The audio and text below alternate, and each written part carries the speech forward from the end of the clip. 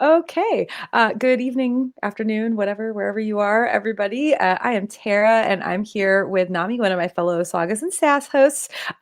Nami missed our Shadow and Bone episode a few weeks ago due to illness, I believe. It's been a while, I forget. Yeah, so Nami missed the episode, and Nami had lots of things to scream about. Good things, and also some questionable things, of course. But we both really enjoyed the show a lot, and we chatted a lot about it while we were watching it too. So I decided we would do a little like bonus. I don't even know if I call this episode. I don't think it's certainly not gonna last like way over an hour like our podcasts do, and it's just the two of us. So it's kind of like bonus material, just on Facebook to chat a little bit about Shadow and Bone. So I know I called it Grisha Gabfest because I was like, I don't know, we're two like lady presenting people for the most part. So like that's a stupid, silly word, right? Gabfest. Yep, that's a hilarious word, and I'm so glad you found it for this I because know, I know. I was like, what starts with G that's a synonym for like chatting? And Gab is obviously one of them, but when I saw the word Gab Fest, I was like, yeah, I'm using this dumb word. it's a very good dumb word.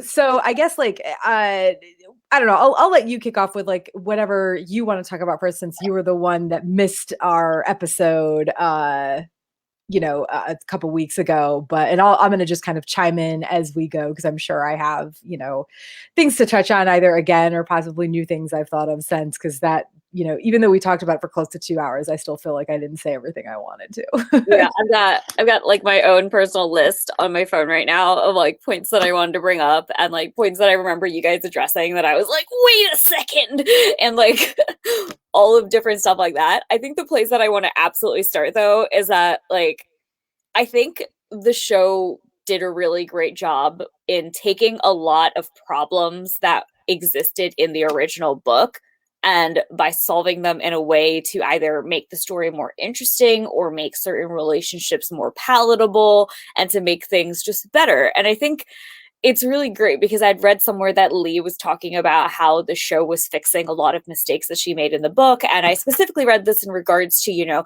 not having inclusivity, but seeing it just in terms of like regular, like problematic trope things. It was really, really great because, Shadow and Bone, it's a fine book, but it fits into a lot of like the early 2010s, like I'm not like other girls YA book tropes. And there's like a really good video that I watched on YouTube that explains like this trope a lot better, but it basically boils down to simultaneously being like the other girl who isn't conventionally beautiful, etc., but also while not wanting attention from boys and men, getting it anyway, and then becoming beautiful and then getting the boy, and usually having like a mean girl, beautiful rival, and like, stuff like that. And like, I'm sure as you're hearing this, you're like, wait a second, that's Shadow and Bone.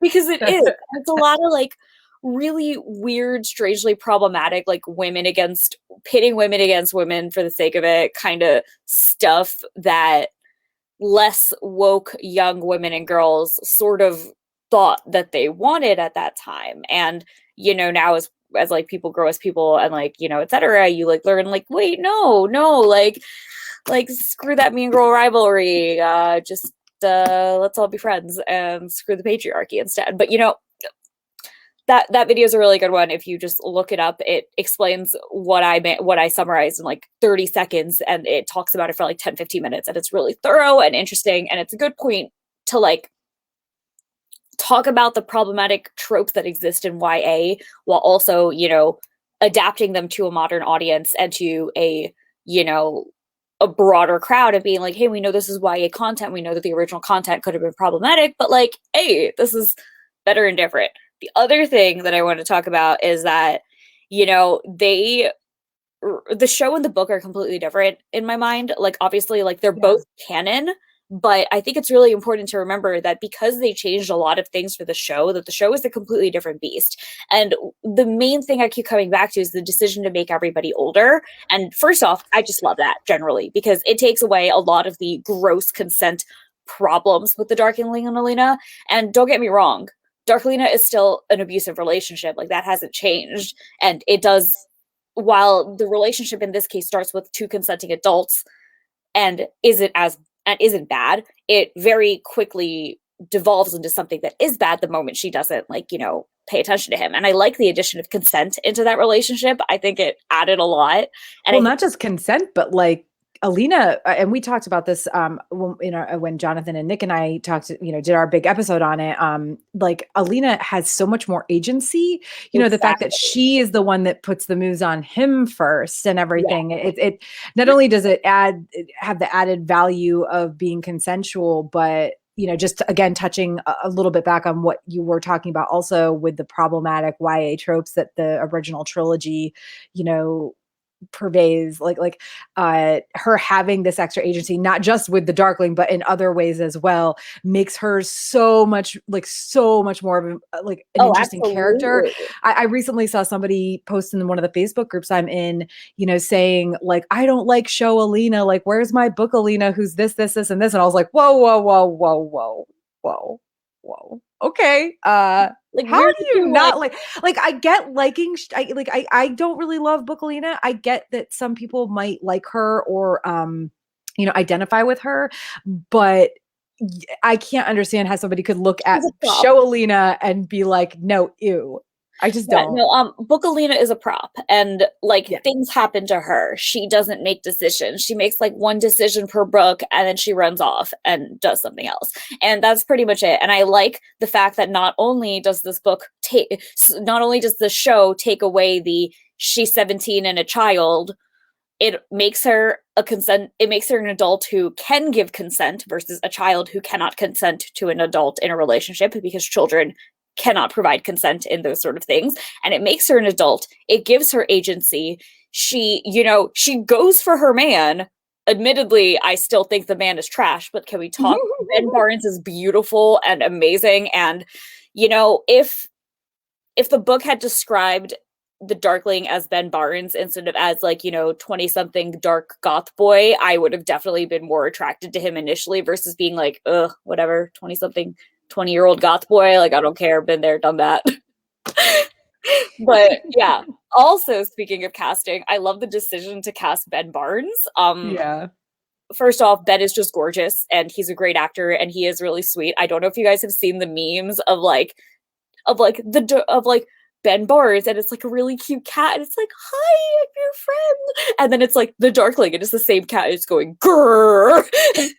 But he's not. I mean, he's not new to playing villains either. He did it was a Punisher, I believe. I think he was. Yeah, I haven't watched Punisher yet, but like he definitely did, and like there was all those Marvel shows on Netflix have kind Yeah. of blended together for me at this point, but I'm pretty sure it was the Oh, yeah. Punisher. There was never any doubt to me about like his ability to play a villain. It's just, to me, it's very funny to see him playing a villain so well because, well, obviously he's an actor, like duh, he can play it well. But like when I think of Ben Barnes, I think about actual Ben, who is wholesome and sweet and good, and then you see him acting as like this horrible, despicable character that I want to shove off a cliff, and it's just like, oh wait, no, Darkling is garbage. But I mean, also, like, I think, for people who hadn't read the books, going into the show, if you didn't, because they don't use the name The Darkling, like, I feel like it's not clear necessarily right away that he is the bad guy. Oh yeah, I think I had one friend who had heard some mild spoilers for the books, who said that like she knew he was the Darkling, so she immediately knew that he was the person who had created the Fold. And, but other than that, it's like, and therefore was probably a bad guy. But other than that, like, I really think that if, I mean, I think I watched it with Dean and he'd never read the books. And I'm pretty sure he didn't necessarily know from the beginning that he was a bad guy, because he was General Kerrigan and he's like clearly important and he doesn't seem awful from the start. Like, so not only did Ben Barnes do a good job being the bad guy, he did a good job leading up to being revealed as the bad guy. I think it was really the choice to make him General Kerrigan in the book and like the show really worked, I think, because, since he's not treating Alina in like a questionable way in the actual relationship, there really is no hint that he is the bad guy. And he really only like you only see that snap when Alina like learns who he is from Bagra and decides to run away. Also, can we talk about like Bagra telling Alina and being like, hide and wait for me, and Alina was like, no, I'm leaving. Like another Alina Yes. agency moment that I loved. Like I I loved her burning the maps to get onto the skiff. I loved it in the way that I was like, girl, are you an idiot? You're getting everyone killed. But I Yeah. also loved it in the way that she literally was taking things into her own hands. And like it was funny because it happens in the first episode, and to all of us who are used to Bookalina, it really doesn't seem in character. And then we realize, oh wait, no, this is a different character. She Yeah. has agency now. And I really love that for her. Yeah, Also, that burning the maps thing, like when I first saw it, I was like, what the hell are you doing? What is this character? What is going on here? And it was, I think I made a note, in our original document about it. And then I didn't touch that document for a while. And it might have been you came in and you were like, no, but I loved her burning the maps. But oh by yeah, the time I like got into like our notes again, I was like, yeah, okay. In hindsight, I still hate it. Like you said, for the, oh my God, you got so many people killed just for Mal. Ugh. But like at the same time, yeah, it was the first real major sign that this yeah. is not, I let things happen to me, Alina, from the books. And like, sort of in hand with that is like the decision to switch her emergence of powers for the moment when she's getting snatched by the Volcra versus when Mal's getting snatched. I really Mhm. like that. Yeah. Because, it's true. Mal and Alina do everything for each other. And I think the show, once again, does a really great job of fixing Mal's character and making him, because I've been apathetic slash positive to Mal, like in the books. Like in the books, I never hated Mal. I never thought he was the worst. I was like, yeah, he's a jealous child. That is what he is. And in the show, I really loved Mal. He was really adorable and he was wonderful and he was very good. And I found out that like the actor Archie is half Indian, and I'm like, ah, yes, this is my new little brother. Great. And like, it's like I really love Mal's character, and I love, the decision to make him, also mixed and have that be part of like his and Elena's bond of being outcasts as being when they were little. And I'm also super obsessed with rabbits. So seeing baby Mal just like holding a rabbit and being like, oh, I like bunnies. And it was like, yes.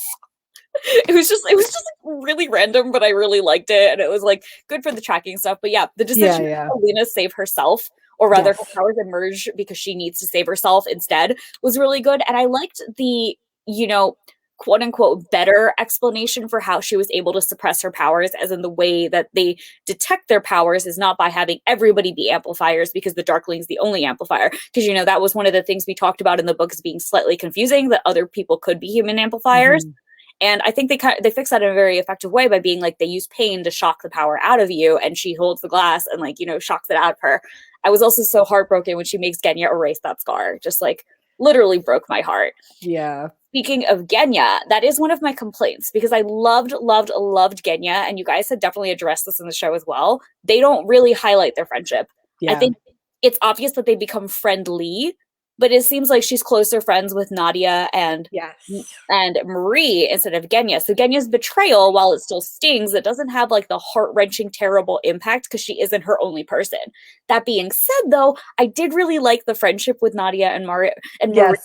So Because like, that harkens back to what you were saying earlier, again, about like kind of getting rid of some of those awful like YA like girls against girls, exactly, yeah, because in the books, it's in the book, it's like it's not just women who are about Genya. Okay, it's basically everybody. But um the because relationship she has with Nadia and Marie in the books is one of like quiet backstabby girl betrayal, in which they're like, yeah, they're her friends, but they backtalk her behind her, and she realizes, oh, they're not really my friends. And they do the same thing to Zoya. And so it's once again like that catty pitching girls against girls and women against women. And I didn't like it. And the fact that, the show is just like, screw it, they're actually friends, is really Mhm. good. That move also made Marie's death really heartbreaking. And Yeah, yeah, but I like did when like she's how just they, begging Genya to put her face back, oh my and God, just like so good. honestly, even though we got less of Marie in the show than we do in the books, You uh definitely like feel yeah, you more feel her death emotion there. more than I did, really. Like in the books, it was like sad, not sad, but like because they had that more catty relationship for the longest time. And then eventually they are kind of actual real friends and everything, but like it's still, I It don't know. was Yeah, really it like, was much, and oh, also and the my way favorite Marie Sarah. died in the show, like being like that was such a brave thing to do, to put on, Alina's face, knowing that Alina is a target and that she could be Being a body harmed. double is terrifying. Being a taster is terrifying. Like if you're ever Yeah. in a place where you're actively putting yourself between someone who is a known target, like whether or not you're friends with that person, whether it is just duty, it already is sad and brave. Yeah. And then when you are friends with that person, it's an extra level of sad and brave, and it's just like, ooh, hurts. Um, but after my Maria talk, I do want to talk about Nadia because I didn't expect to get like Nadia lesbian rep in this season, but Like right right after away. Zoya and Alina's fight, and Zoya like knocks her into like the hay, and Alina's like, oh, and they're like, "Girl, you okay? Girl, you did she kill you?" And like Alina wakes up and is like, "Yeah, I'm fine." Nadia's just like, "Oh man, she's just jealous you have the Darkling's attention. Don't know why she cares about that guy, which she could be with me." And I'm like, Yeah. I just the levels of like just like confidence and power in that moment, I was like, I can't believe Nadia just became the most powerful person in this show because she straight up just like looks at like the most powerful man in the country, like visibly older, very very powerful man, second powerful to the king, and she goes, "No, I'm hotter. Why is the girl choosing me? She could have me. It's an easy choice." And I'm just like,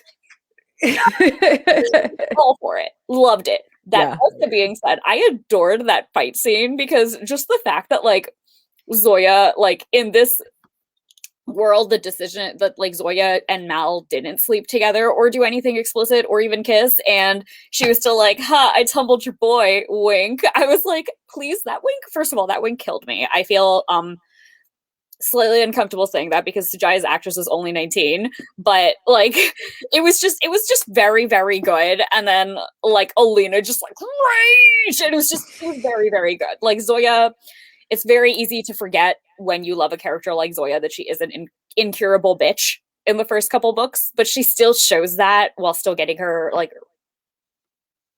her redemption arc in this book, which I really liked. I will come back to Yes. Zoya though, because I have a lot of Zoya talks, because I wanted to throw out that I also loved the decision to make the crows all the same ages um as like the Alina group, because it makes Mhm. them able to be friends and interact, which is really, really great. And yeah, I have more thoughts about the crows, but I wanted to Well, and I throw that. think that in the books, it's like it's weird because it's like the when we read the Alina stories, they're basically the same ages No, they're not. as the Six of Crows story, as they are in the Six of Crows.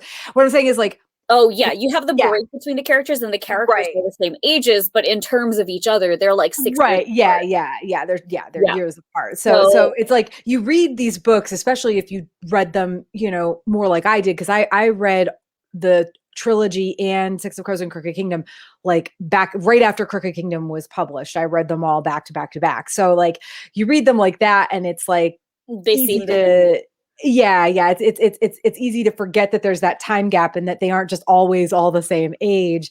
But yeah, the fact that they aged I mean, they aged everybody up, but they aged the crows up quite a bit, really, for the time frame. Yeah. But honestly, Somebody like, I didn't even, like, it's one of those things that I didn't even really think about. Like, of course, that's what they did. Because otherwise, what are they going to do? Have like, how old would Inej have been? Like Nina should 14 have or been like something? 13 or 14 at this point. Yeah. Yeah. No, I thank I you. really liked it because somebody was like, somebody in like my book group was like, ew, I can't believe people are shipping Alina and Inej. Inej is younger than her. And I'm like, guys, remember, like the show is a different animal to the book. Like if they were shipping book Alina and Inej at this time, that would be really, really gross. But Yeah. this is the show. They are both consenting adults. So this ship is okay in show world, but not in book world. Just like, show Dark Lenas are not absolute trash because he hasn't been abusive to her.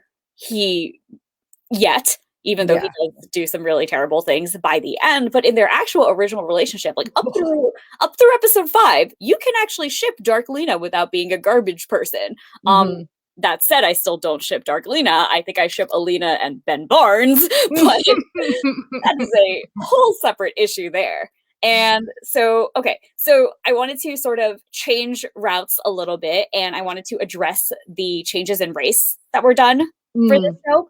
Well, Um, and you mentioned like I just want to touch on this because I meant to say it a little bit ago. You mentioned that I mean Mal's actor Archie Renault, right? I knew he was POC. It's very interesting though. I had no idea he was half Indian. So that's just really cool to know. I mean yeah, that's there like was a three, question where essentially Indian actors that they had in this show, like yeah, as main characters. it's really great for like Indian and Middle Eastern rep because I believe Amita is, I don't know if she's Pakistani or Indian or Middle Eastern, but she is Muslim, I believe. Mhm. So it was like really cool rep there. And as I already did a panel separately with three of my Asian friends, and they are East Asian. And so we did, just like a whole rundown about like all the race stuff that we thought was did really well in Yeah, her. I'll drop that link in the description or Thank whatever when I you. post this to YouTube for sure. I gotta Yeah. go find it, but I'll drop it because I did watch not the whole thing, but I watched most of it. And yeah, it was a very very good discussion. This is stuff like the race stuff is something I can touch on only as like I love seeing this representation for everybody who needs to see this representation. But Yeah.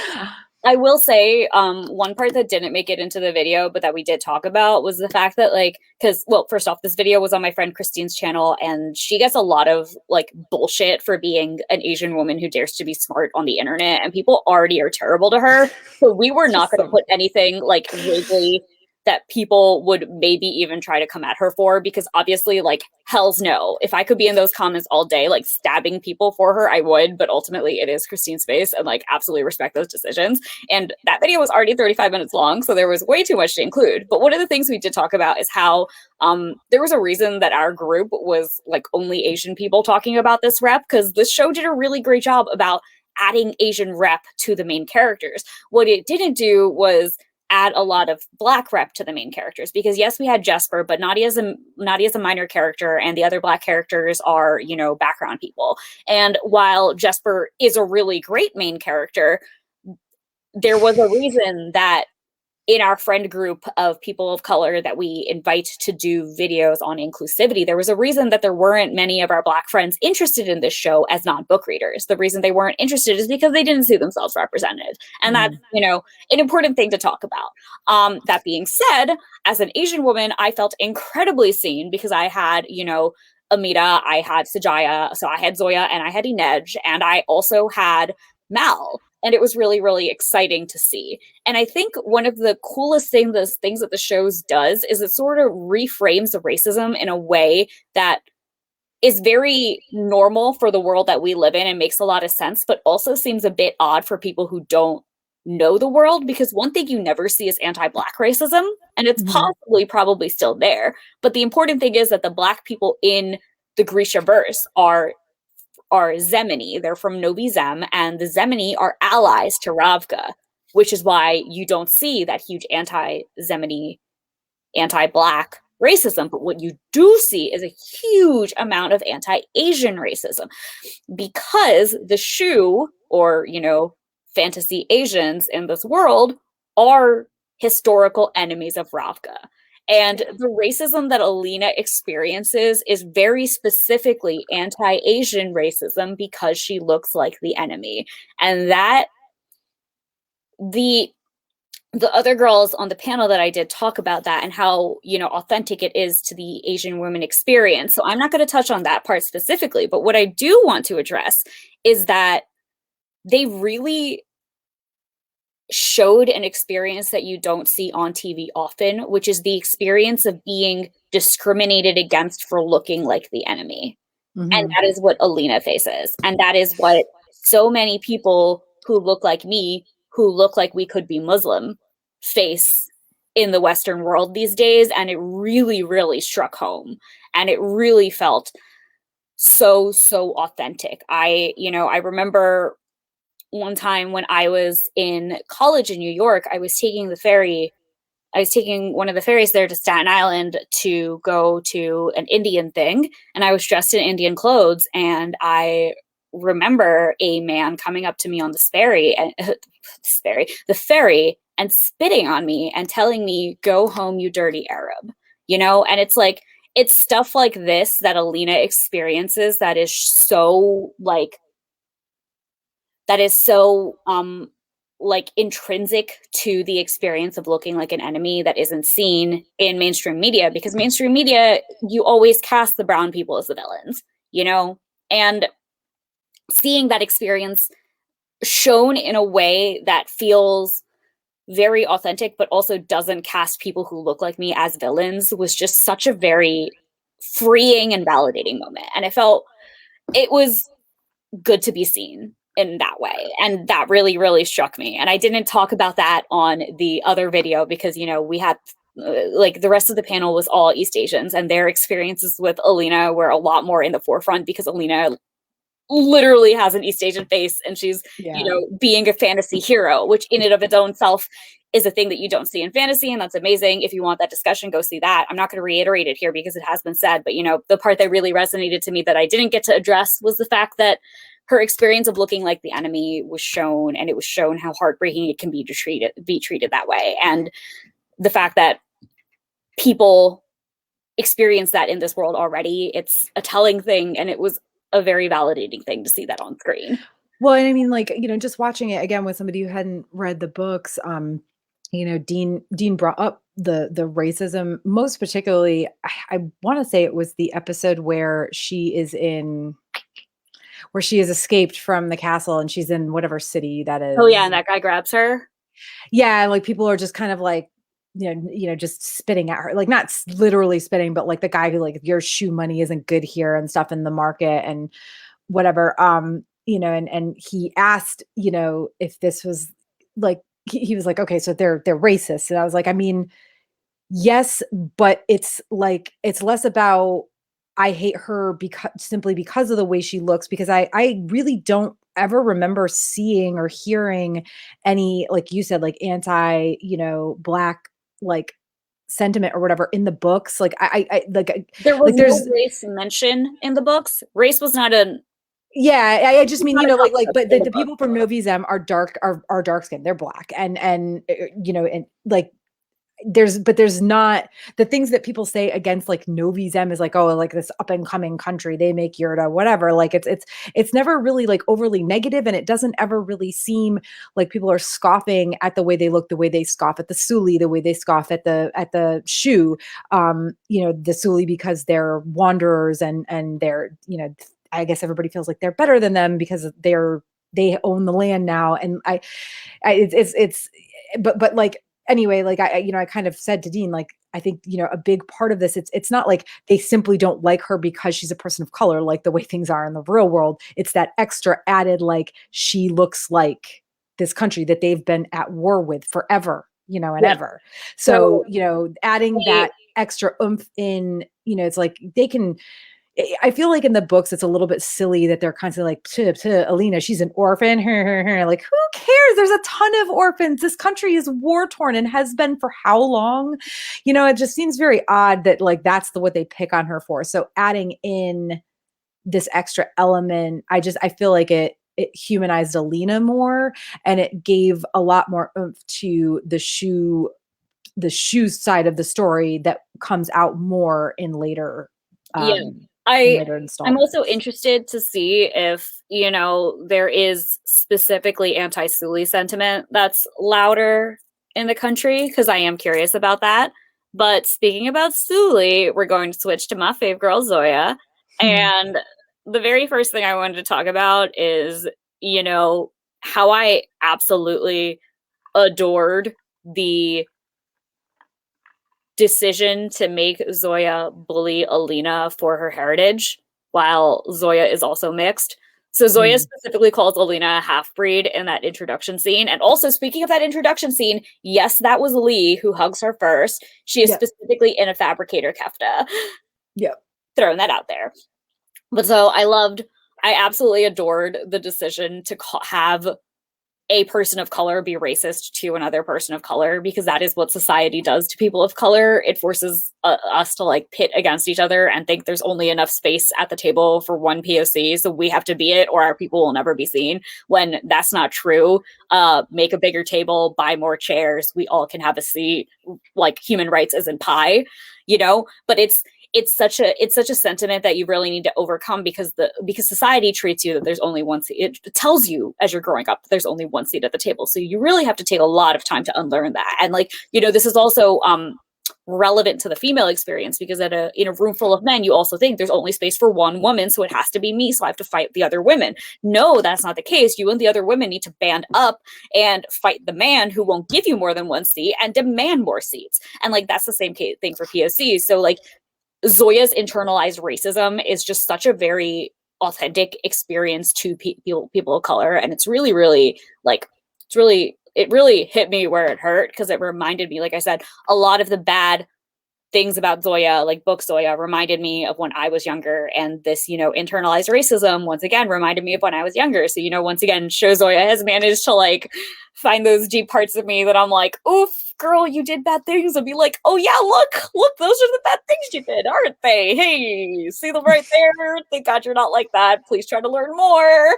And it was just very, very good. Also, rebuttal to Jonathan from last time. Absolute reminder that Zoya's actress Sujaya Dasgupta is not white passing.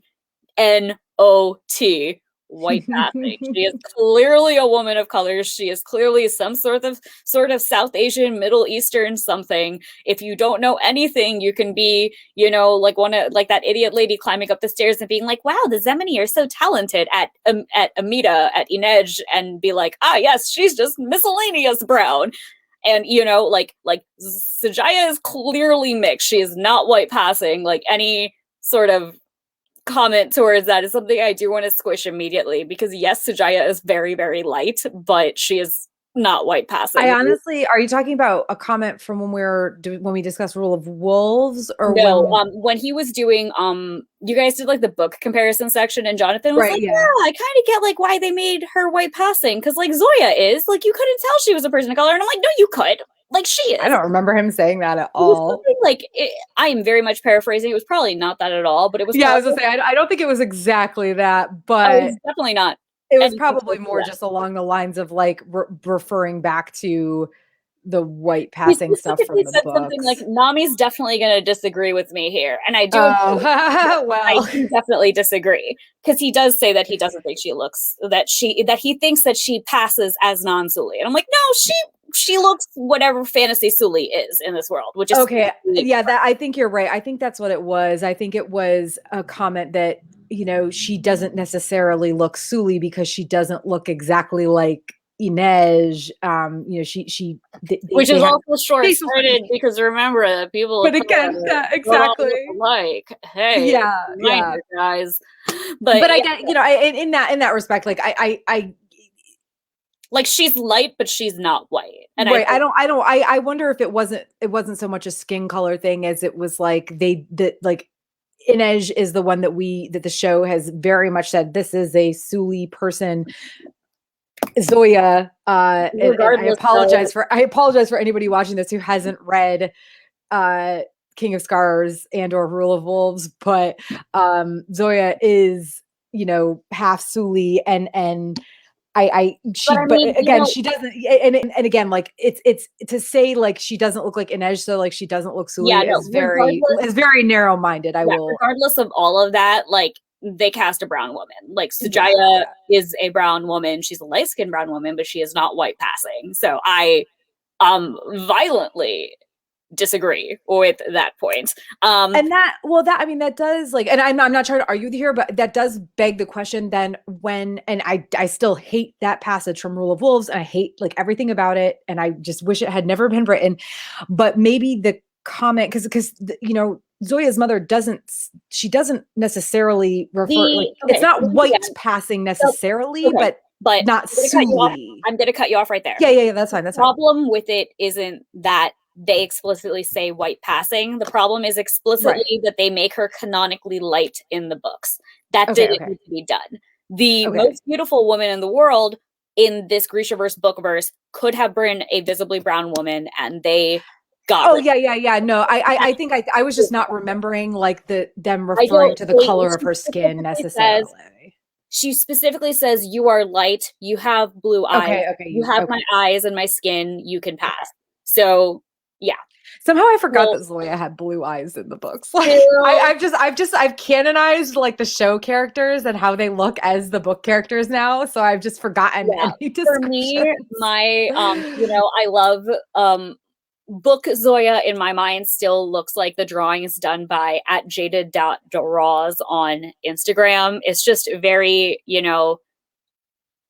happily brown Zoya. And the reason these particular pictures ID with me in such a way is because specifically Jada Draws is also, a South Asian woman who draws Zoya with like visible body hair and like still beautiful. And I'm like, Mhm. yes, because I was always so bullied, for my eyebrows, for my like large caterpillar children on my face.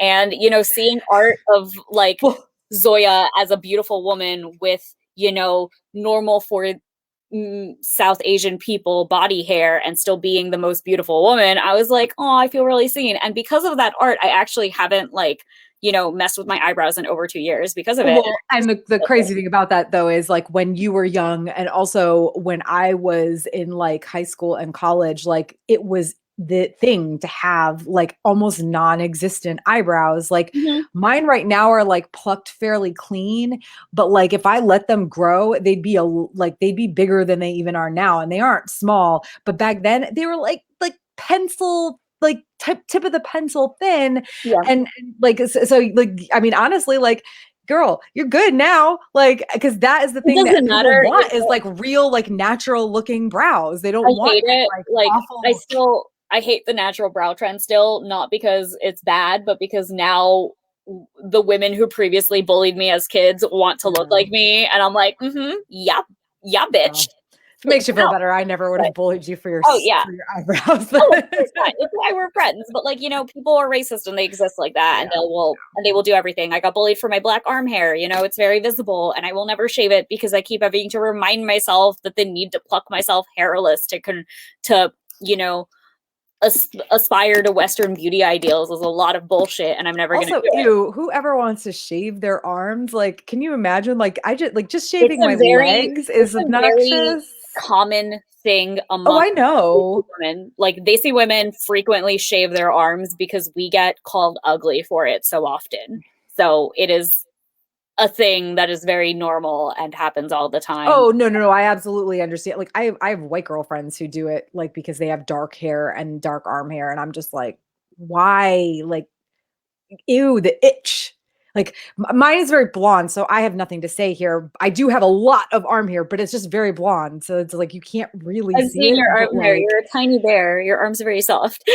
yeah, but I mean, they are like I have a lot of arm hair. You just can't see it because it's very, very Exactly. blonde. And it's like, but if it was dark, like maybe I wouldn't love it, but like I mean, shoot, you said you posted something earlier on Facebook. You're not required to think everything about your body is beautiful, Mhm. just like being neutral about something is fine. And it sucks that like society has made like any woman, but particularly women of color who struggle with it on, obviously a more regular basis than white women, like feel that they have to shave their arms to be attractive. I don't know. Yeah. Ugh, Well, itchy. in that route, back to Zoya and the things that I loved because I got a lot of stuff that I loved about my girl. But I loved the fact that you know, we get an explicit confirmation of her having a relationship with the Darkling and the Darkling setting her aside. Because first off, it like makes all of the hypotheticals from the book of why Zoya is the worst make a lot of sense. Like Alina is directly taking her spot and she Hmm. feels that she has earned it. And once again, the I'm a woman, there's only a space for one of us. We are both women of color. There is only space for one of us mentality is really driving Zoya here. And it makes it very, very clear in everything she does. And like her anger at being rejected by the Darkling after all of this. And it makes Bagra's statement about how the Darkling knows what to say to young girls, like very much hit home deeper because it's not just implied, it's explicit that he's done this with Zoya. So Hmm. it's like very much like, oh yes, this has definitely happened. This happened with Zoya. And I really loved that change. Somebody had like said online, I can't remember where, that they were like disappointed that Zoya's arc was all about her being rejected by men. Like she was rejected by Mal and she was rejected by the Darkling. And I'm like, if that's what you want to boil her down to, like that's fine. But Also, like, isn't that the experience of women, like, when we're young? Like, a lot of the self-worth that women think they have in a patriarchal society is about what men think of them. So the Hmm. fact that you hate that arc is good because you see that she shouldn't be, judging her self-worth by men, but that is what happens to women in power, whether or not like they're good people. And like, like that is what happens to Zoya. And that is a very, real experience of women, POC or not, is like, losing your position because the men in charge like stop thinking you're relevant. And And it's I also think not knowing, like, if these are people who haven't read the books, especially, it's no, they're book very, people, but like oh, yeah, they are really yeah, okay. That's because, like, it was did you weird. I was did you like, I don't not know, see man. that in the books too? I Like, don't know. not so much the Mal thing, but the Darkling thing was like I don't know. I so think it very was much maybe it was there. specific, like the like making it explicit and like explicitly not like Yeah. having Mal. I don't know, man. It was odd, but I wanted to address it. I don't even know who that person was. I don't know, man. Come at me. Let's talk about it. Um, but the best thing about like the Zoya story is that they put her on that skiff because the way that Zoya's story is, she isn't on that skiff in the books, and in the books she does come to Alina's side in the second book, and she tells her why, which is my aunt was in Novosibirsk and the Darkling destroyed them, or rather, she said. I can't remember explicitly what she says, but she She does. doesn't say my aunt. I think she just says I had family there or Yeah, she something says very family. vague. Yeah, it's Like, it's vague. She doesn't, tell Alina details, but she's like, my family was in Novosibirsk. Like that was not okay. But the fact to actually have her on that, the choice to actually have her on that skiff was so good because it let us see that redemption arc, and I really yeah. liked how her Show redemption don't tell. Show don't tell. First rule of exactly. And I storytelling. liked how her redemption arc still ended with her disliking Alina, but being like, I can dislike you, but I can still respect you. Because that's also, a Yeah. very, very important relationship to talk about. You don't have to like every person in the world. Like, obviously, you're not going to like people. Like, you're just not going to get along with them. And that is okay. You're not required to like people. But just because you don't like a person doesn't mean you don't show them respect as a person. And Zoya's journey and like doing that was very, very good. I also wanted to jump in with after super not agreeing with Jonathan on a super agreeing with Jonathan, as in, her she's Sully to like that dumb white lady who was like, oh yes, the Zemini are so talented. Eddie Ned was definitely a thing of pride. It was because as a person Mhm. of color, I've experienced that before. It's like, oh yes, look at that talented person of questionable race. And I'm like, their race is obviously Indian. Like it's Indian people that you think are great right now. How dare you not realize that Indian people are great? It's like it's that sort of attitude. It's like your pride in your identity, and also the sort of carelessness of non-POC of assuming that all POC are the same and just being like, there's some miscellaneous brown, we don't care, Yeah. and it's that attitude that's like that white woman shows in that section that like Zoya really rankles at, and she's like, how dare you not take the time to figure out what this person's background actually is? She's Sully, like stop, we're not the same people. And just that whole thing was really, really good. Loved that. And now we move on in my notes. Keep on trucking. I'm not gonna address like the like little things that I brought up that I really love that you guys like talked about a lot. Cause like for example, like the like loving like Dubrov and Mikhail, like Oh yeah. agree, broke my heart, all of the above. Loved that we actually saw that relationship. Originally, Yeah. I was like, I don't care about these boys, and I was like, oh, they're so sweet and good. I love them. Yeah, and also like and just to like touch on it, like for anybody who didn't watch our super long episode or listen to it as a podcast, like the reason we liked it and I'm pretty sure on the same note is like they also made them so much nicer. Like Yeah, in the books they they're were. jerks They and were like in the show they're just like dudes, man. Like well, the specific thing is that in the book they were jerks to Alina for no yeah. reason, but in Yeah. this book they're like playfully being jerky to Mal, like bros are, versus just being mean to this girl that they just met. Yeah, that's more it's more like this is your little friend, like Yeah, it's like Mel's describing her as his little friend, and they're like, "This is like an attractive woman." BT Dubs, a dumb boy. We expected a 7-year-old. yeah, Little friend. I see. I see. or like the nerdy girl that like they need to take off her glasses and let down her hair before she's pretty, right? Also one of those problematic tropes that I'm so happy they didn't include.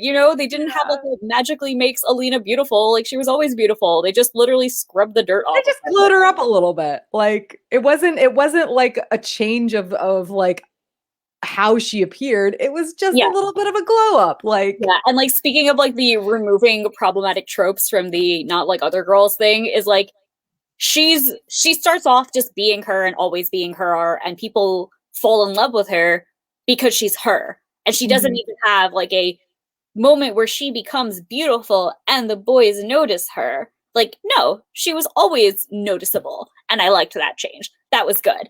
But the one thing that I did want to talk about is wait, no, I definitely said there was something about I don't know, man. I lost that other train of thought. I got distracted. Sorry, that Oh was probably man, my fault. I'm sorry. I Ooh, distracted you. I ruined everything. okay, so I wanted to talk about David.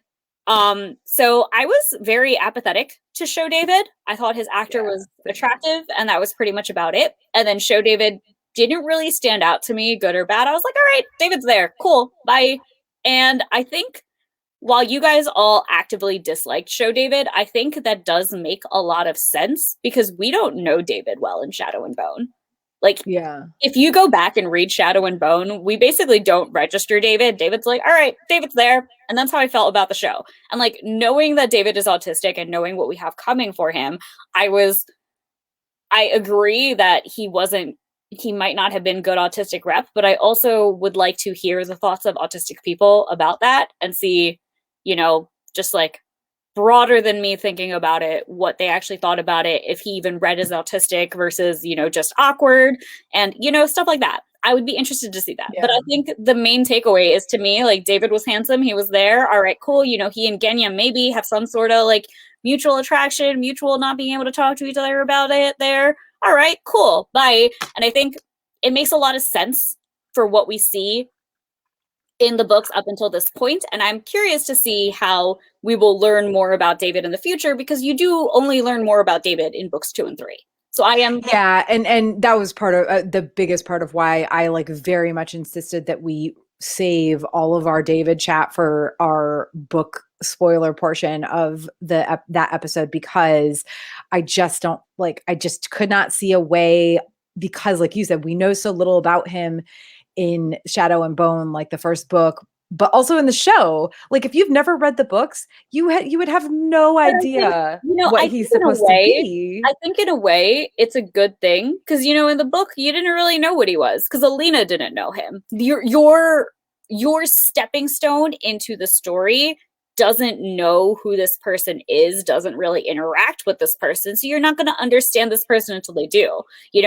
Granted, I can't talk about whether his rep is good or bad. That's not my place, but the fact that we don't know about David does make a lot of sense. And I think that the fact that the books that were, like we still have this character growth for David within Shadow and Bone itself that happens. And the fact that the books did that when we had even less of David than in the books makes me tentatively hopeful for the fact that they will be able to pull that change off in the show. I definitely think they'll be able to do it. They managed to take characters you don't care about in other places. They made us care about a stupid goat. Of course, they can make us care about this handsome man in purple who obviously is going to pine after this other woman. How And dare you call Milo stupid? I adore Milo. I am Team Milo all the way. I have a stuffed animal goat from my childhood that I have literally pulled out of my pile of stuffies that don't live on my bed, and he now lives on my bed again because of Milo. Like, I love I Milo. want to move back to South Carolina and like move to my parents' like farm just so I can have a baby goat and Yeah. name it Milo. I think the one thing with David, though, that I'm really curious about in the show, so back to David, is I am very interested to see how he rationalizes the collaring in his head.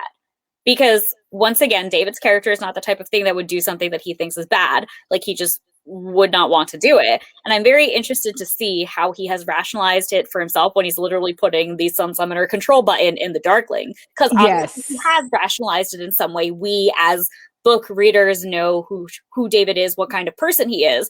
And I think the fact that we will hopefully get that in the future is exciting to me because I want to know how he justifies it. I'm interested. Well, and also there's no button Yeah, in. there's no button in the book. So it's like it's easier to not see it as being bad in the book. And I'm just, very excited about that. And I also don't think that the Darkling was it's very vague, but I don't think in the books the Darkling was honest with David about what he was doing with the Yeah, collar it's either. vague. There is never any, it's vague. David's like, Like I thought I David was doing the right thing.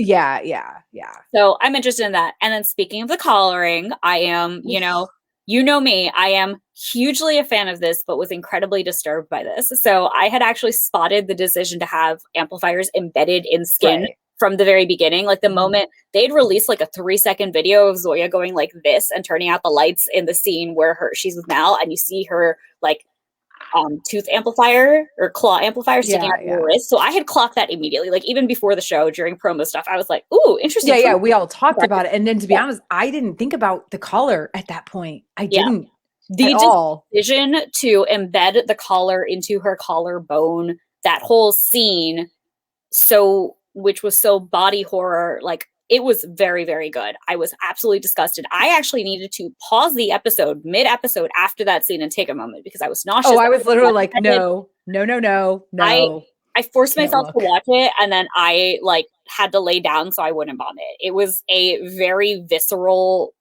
like portrayal of this is unquestionably a violation. And I love it because Lee Bardugo literally like barreled through the door like the Kool-Aid man and was like, the Darkling has no rights.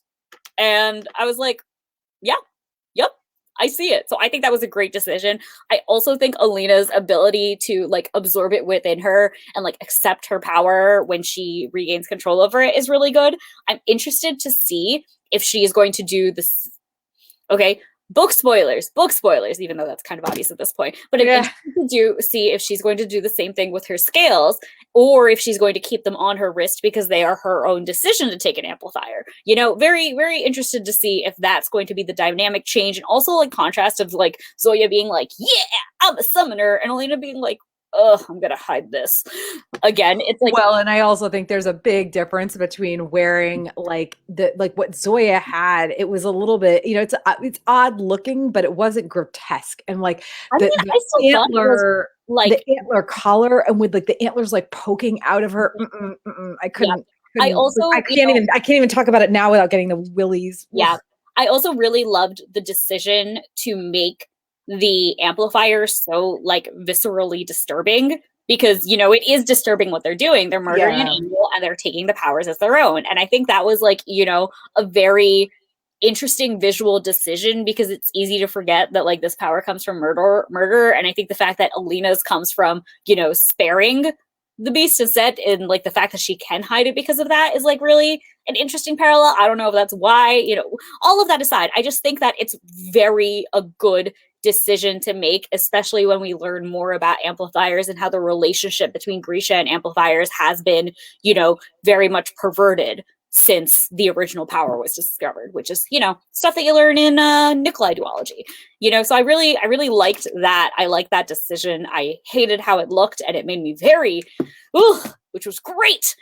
Sometimes, when a show or book makes you experience an emotion of disgust or distaste so well that you can taste it is very, very good. Obviously, we want everything to be fun and good, but some things are terrible. And the fact that he literally puts a collar on her against her will and makes her his slave is viscerally disturbing. So the fact that we had the like actual imagery to show this is viscerally disturbing is very, very good. Loved all of it. Moving on, completely changing stuff because I'm going to take a moment to just be like, the costumes are everything I could have hoped for. I am so pleased with them. They were literally so good that I almost didn't want to make a book Zoya cosplay anymore because the show costumes were that good.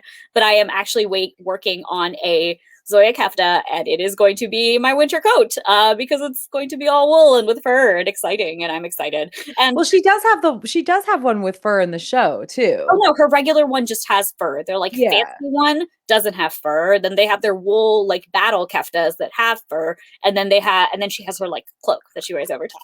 So I'm excited. I also am getting an acquaintance to they are a hat maker and they are doing a hat commission for me of like their little Russian hats. So I'm excited for that. All right. Let's see. Next thing on the list. Okay, Federated Even and how we actually care about them now. Um, Mm. Loved it. Book, I was apathetic to them. They kind of didn't even register. Now they Well, in are the books, friends. Fedger is good in the books. Well, He's yeah, Fetcher. not as like out there as he is in the show, but But he is more of he's a like not remarkable in a way. sure. He's very much the background and you don't really care about him. But in the show you very much do care about him. And I am cosplaying him with my friend Noor at Hallmat if Hallmat does happen this year, and I am just baking us pink cookies so I could feed Noor cookies and cosplay, and this is my life plan. And I am so worried about what happened to Ivan, because no matter what happened to Ivan, it's terrible, because either Ivan survives and fights on the Darkling side like he does in the book, and Fedor has to fight against his boyfriend. Not possibly not canon, but they're boyfriends now. I said it. Fedor's actress. Yeah, I was actually wondering. I've been wondering about that because in the show, it's in the books. I don't think they are. They're really, not at all. They're but not. like Book in the shows nothing. show, It's like they're very good friends slash possibly boyfriends, and then yeah, it's not actors, entirely clear, but I was absolutely leaning toward that they were together. I was leaning towards boyfriends, and then the actors are the ones that kind of made me ship it in the end, because like Fedor's actor just has a whole bunch of like videos on like BTS videos where he will like video Ivan's actor doing something and turn it to him and be like, "That's my boyfriend," and I'm like, very cute. A plus. But yeah, so I'm sad about their future because either Ivan died in the fold or Ivan is going to fight against his boyfriend in a war. So that's gonna be fun. And by but fun, also heartbreaking, realistic in a way. Oh yeah, no, just because things are realistic doesn't mean they don't make me. Oh yeah, no. Yeah. So like, but Ivan also is not great. So Ivan's still not a good person. That was never in doubt. But I care about Ivan because I care about Fedor, who does seem to be a good person and is a good person in the books. He's very adorbs in the show. Exactly. Just I want to like pinch Julian Costa's cheeks. Yes, I was just thinking that. I want to pinch his cheeks. He's also like if he is in my age range, I would absolutely date him. I'm so sorry, Julian. Please don't mind me. Please ignore this. Just ignore all of this. You did great. We love Fedor, and you seem pretty neat. That being said, I was posting about this show like nonstop for a very long time. So one of my good friends ended up watching the show without being a book person, and she was really confused. So I did have to the main things I had to explain to her was like the magic system and like a couple other like details in between. Yeah, but, I know the feeling, trust me. Yeah, so it was very much like this was definitely a confusing show for non-book readers to watch, but I also think that if a non-book reader does want to watch the show, then they definitely can. It's just you're going to have to actively pay attention to it. It's going to be a Game of Thrones-esque watch. It's not going to be something that you can kind of zone out on. You're going to have to actively watch this show if you want to know what's happening if you are not a book fan. All right, next thing. Nina and Matthias were really cute, and it made me very, very mad. While I am also team they didn't super fit into this narrative, I understand why they had to be in this first season, because chronologically speaking for the Crows, Nina and Matthias' story had to happen now.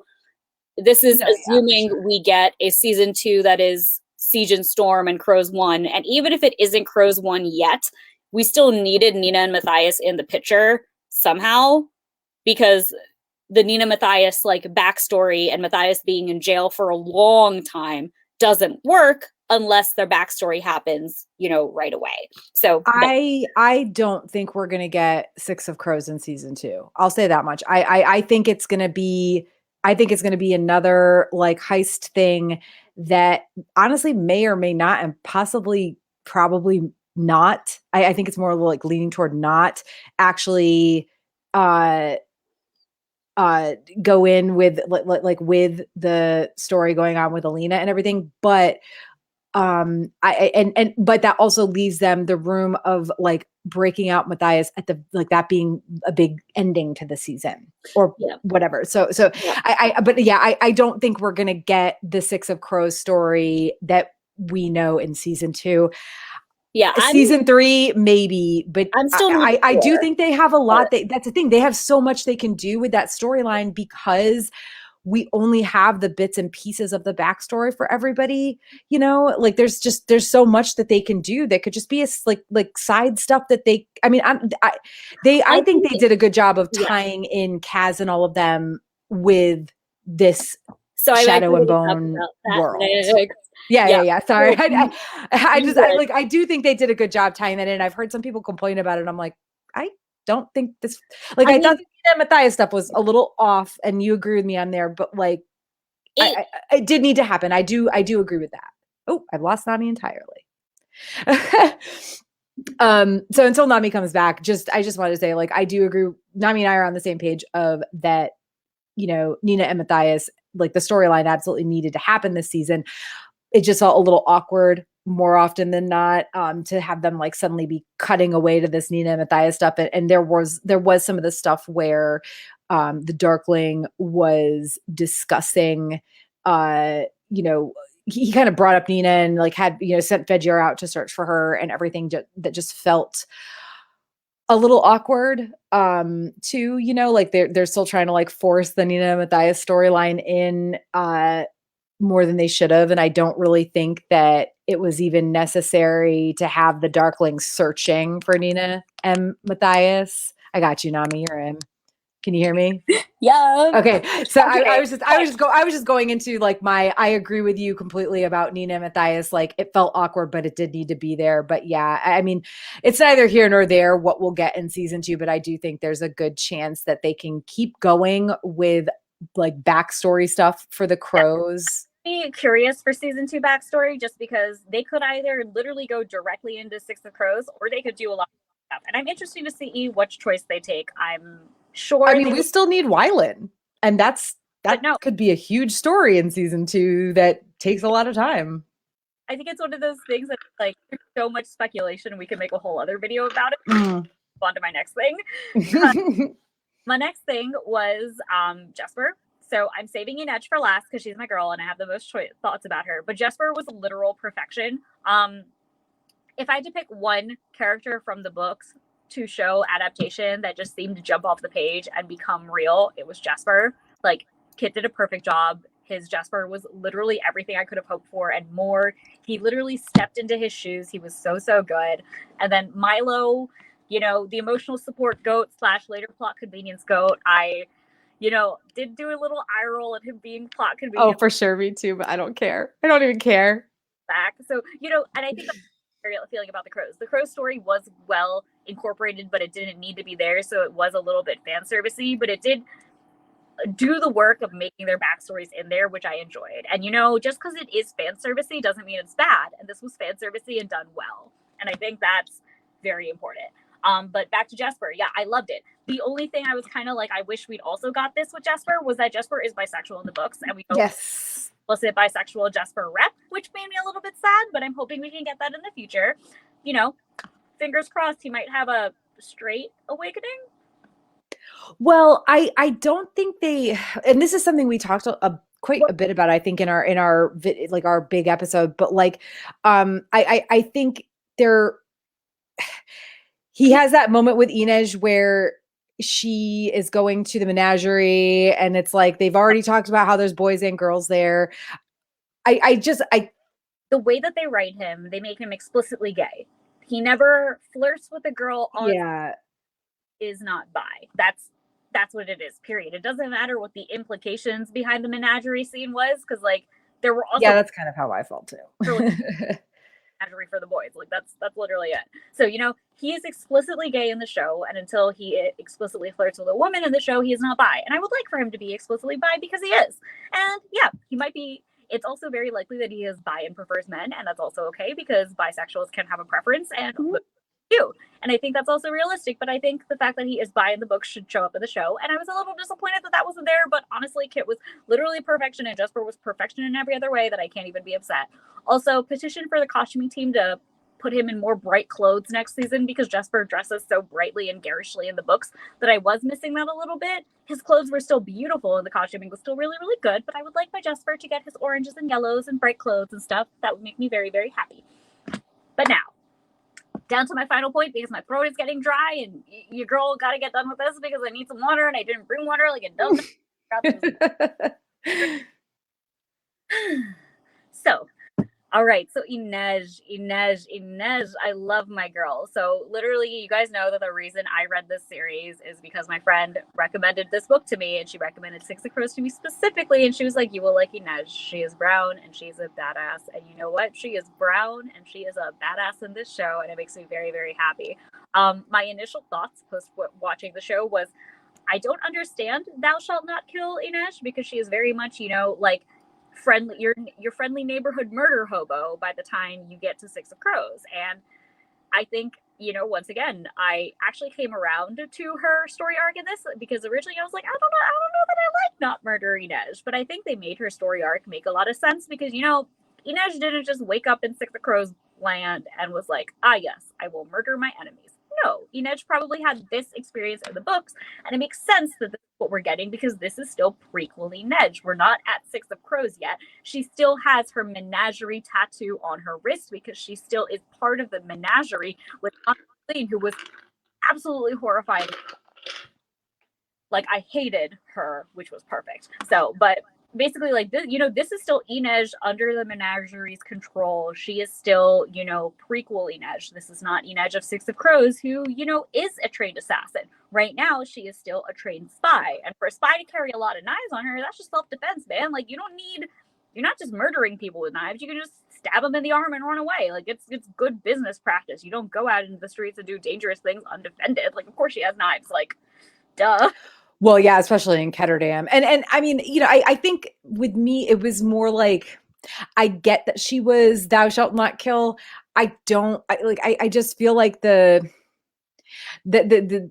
she gets the order from Tanta Helene to kill the conductor, and like that's the way she reacts is to ask Jesper to kill him for her, and that just is like Jesper says it, like what's the difference, because she is still on that journey, and a part of being on a journey to changing yourself in any way is to find yourself caught in hypocrisy, and I think that the fact that she is so specifically caught in the hypocrisy of, I can ask for somebody to kill on my behalf, but I can't kill myself. There's something different between that. When we as people know that that's not the truth, but she's convincing herself in this situation, I think the fact that it doesn't make sense is actually really good for the journey because it's like, growth is not linear, and we come to hypocritic solutions while in the process of growth or the process of changing as people because it's natural. That's what happens. So I did actually really like that. I was like I said, I eventually did come around to Inej killing, and like the kind of the pinnacle of that to me was when she's fighting the other the other Infernalky twin, and she stabs her, and she still tries to be merciful and tells her, like, if you don't take this knife out, you won't bleed out. A healer will come and find you. And then she insults her, and she's like, you know what? I can do this. And she takes a knife out. And I really, really like that because it was heartless, and it was very heartless, but in a way that it was like, it's clear that she's doing this because she doesn't have a choice because this woman will come back and kill her and her friends. So it's very much like, it's like she's not a good character. Like, she's not a good person, but she's trying to be as good as she can be and still like keep up those values. And I really like that. I liked especially how her journey with like being unsure about killing ends with her meeting an actual saint and having that saint to give her a knife and be like, yeah, girl, go murder. Oh, I loved that because, like, in the books, of course, we know that she has a knife that she names Sancta Elena, but now she like actually has a knife that Elena gave her, and I was just like, oh, I love this so much. Thank you. That like this is going to become the show reason of why she names her knives after saints, because at the end of that skiff scene she throws all of her knives off the skiff at Volcra. Like, she doesn't have knives anymore, so like her first knife that she gets back is from Alina, and it's going to be the Sancta Elena knife, and she's going to have like more knives and name them also after saints because she knows that even though she is on this like semi-dark path and that she is an assassin, she still knows that her saints stand by her. And I think that was like what her journey was in this, and I really really did enjoy that journey by the end. I still maintain that not seeing murder hobo Inej was a bit odd, and I will never like quite be like, okay, yes, by thou shalt not kill Inej. I like that. But no, obviously I like regular Inej, but I did like seeing that journey. And speaking of that journey, I loved actually seeing like, obviously this isn't, the book job that like gets Inej out from Tante Helene, but I like that this the job that got Inej out from under Tante Helene. And I liked seeing that. And I liked Kaz just being literally a hopeless like person for Inej at the same time by literally putting up the Crows Club at her. And I know a lot of people were kind of like apathetic, neutral, negative towards Kaz, but I actually really loved him. I thought Frank sorry. I liked the fact that he doesn't have, you know, his canonic book like hoarse, gravelly voice. I was like, that's like, I can take that or leave it. And then they left it, and I was like, yeah, I don't miss it. I liked show Freddy. And I also, or rather, sorry, I liked show Kaz, and I also like how, once again, this isn't, you know, Kaz is still becoming more and more ruthless. You know, like Kaz isn't at his Six of Crows ruthlessness yet, and I'm interested to see if that is something that he already has within him that he just wasn't employing here, or is that Yeah. going to get better at as the show goes on? Well, I mean, and I know that, like, for me, the look, I love the look of Kaz. Like, first of all, that was nothing. I have zero complaints about that.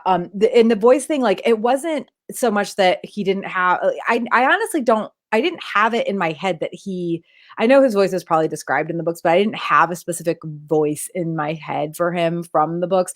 It was more so just that I felt like he was just like his voice was just a little bit like too soft spoken, maybe. I really liked how soft spoken he was. Actually, I really enjoyed.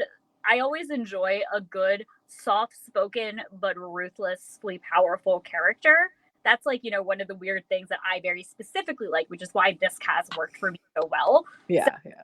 enjoyed the decision to have Kaz be soft spoken, but still be like very much like having his shit in control and growing into someone that is eventually going to be, you know, super terrified of. Because I'm not sure that everyone's terrified of him yet in the book. Somebody posted a video. I want to see if I can go find it and put it in the comments or the description of this video. Someone posted a video that they made where it was like just clips of Kaz being just utterly just exhausted with people's nonsense. And it was perfect and hilarious because like it was like those looks and everything that just, I mean, the look, Freddie's look in general was perfect for Kaz for me, honestly. Like, maybe not the voice so much for my part, but the look in general was perfect. And like this video really highlighted like all the times that he's just like, ugh, you know, just like perfect book Kaz. And one thing that I wanted to mention that I disagreed with you guys about with the show, where you were like, it was weird that Kaz was just willing to like go with not being in control of the situation when they're leaving the castle.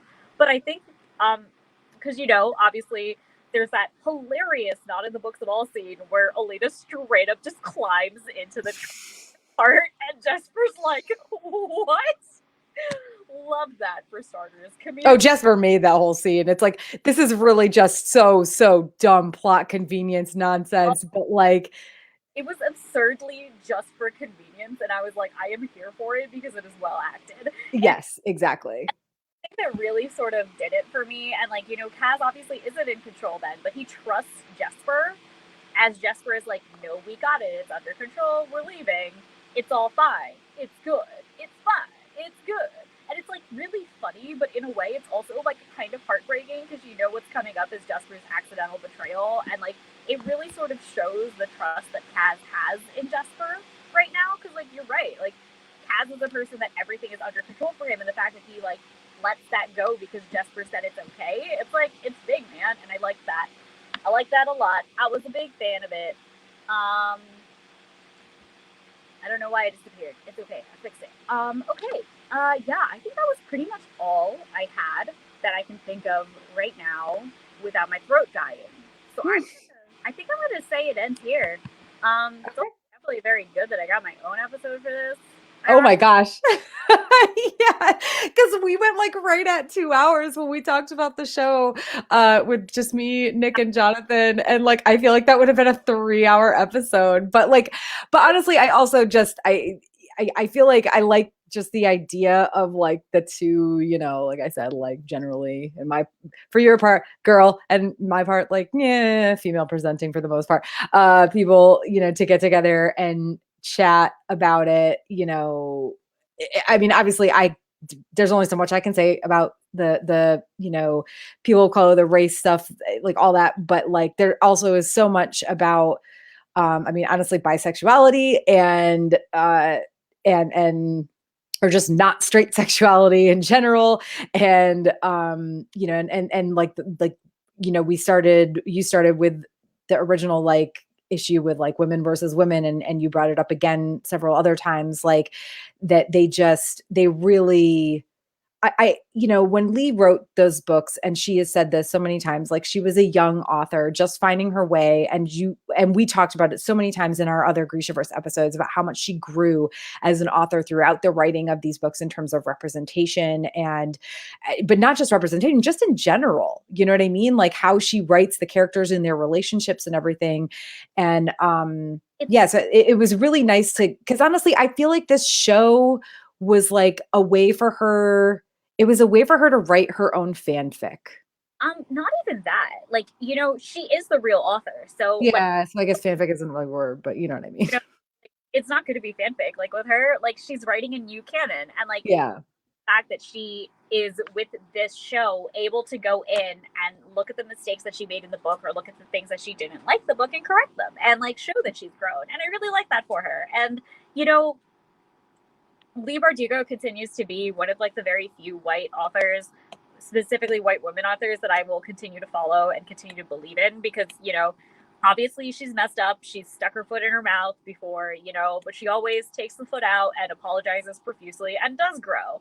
And I'm, you know, I am excited to see where this show will go in taking a book series that I already really loved and hopefully correcting a lot of the problems with it and making it even more better than it started as. Because you're right, she was a baby author. If I can go back and fix like the very first disgusting things that I wrote, absolutely I would. And like, you know, the fact that like we judge an author by their full scale works, when like, you know, we think about what we ourselves wrote like 8 years ago, we're like, ooh, that was terrible. Like, you know, that's what Shadow and Bone possibly is to her. Like, she might still be really proud of it, and I'm sure she is still really proud of it, but it's also probably a little cringe for her to look back on it, because she's like, oh man, I wrote that when I was a baby, you know, like how we all feel about our old writing.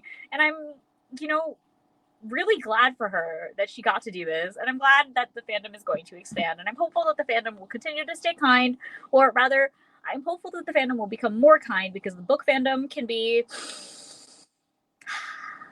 at times, but I'm hopeful. Like, listen, I like as both like anti Darklina people, like I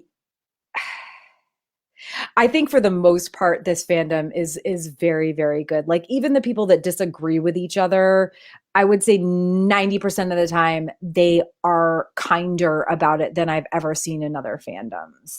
Be fair, I've also seen it from the side of I have some very vocal friends of color in this fandom who have experienced a lot of vitriol from this fandom for having the audacity to speak up and be Black, you know, but that well, and that could be also is also just a general effect of existing as a Black person in fandom spaces. And yeah. Well, and it could also be where they're being vocal too, because like if I had seen something like that and could like, you know, I don't know, upvote it on Reddit, or a lot of the groups that I'm in are very prevalently white people, and also seem to be very prevalently Eastern European, especially on Facebook. So that's why, you know, the fandom has been kinder, yes, but I've also seen the gross sides of it. yeah, and I think I've been lucky, I guess, in that so far. So we must roll in different like different like There is specifically some very, you know, in like Tumblr spaces. oh, okay. No, I don't tumble anymore. It's been years. On Tumblr, but I have friends that I have met through the fandom, through fanfiction, Gotcha, yeah. are very active on Tumblr, who have experienced a lot of bullshit to the point. Oh, and let me be very clear. I am not at all like downplaying that what they might be experiencing. I'm just saying, like, I think that it seems very obvious to me that like I'm seeing a different side of fandom, and maybe that just means that I need to suck it up and explore a little more. White fandom towards other white people has grown and become kinder. And I think the fact that the white fandom to other white people in terms of books is kind is a pretty good thing. I also think that this fandom has been very cruel. Both of this fandom has been very cruel to fans of color, specifically to the point where Lee actually had to post on Instagram about one of these specific events and be like, guys, this is not acceptable. This is wow. so yeah, it's like very much a thing, and it's bad. And I Well, am I know on Reddit it's not as prevalently like white Eastern European by any means, but also Reddit is such a different animal. It's like you can find some really great spaces on Reddit, and you can also find some really freaking awful ones. So like, but also the reason I kind of walked away from Tumblr is because I was just very exhausted with the amount of vitriol that was on there, and I've seen it on Reddit too, but I guess thankfully it hasn't made it to the Grisha fandom yet.